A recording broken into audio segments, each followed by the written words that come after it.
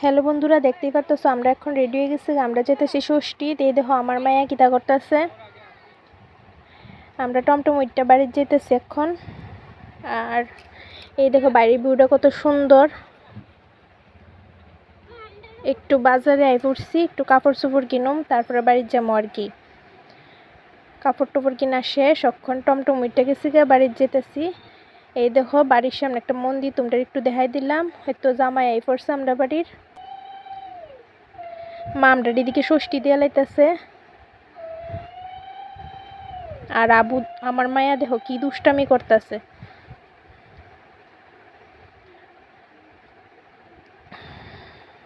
তাই দুষ্টামি আর শেষ হয় না।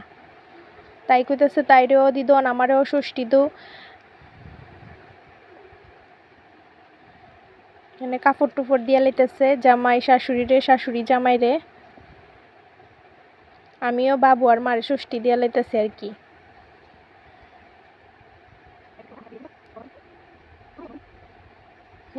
ষষ্ঠী দেওয়া কমপ্লিট। এখন মার সাথে একটু হেল্প করতেছি।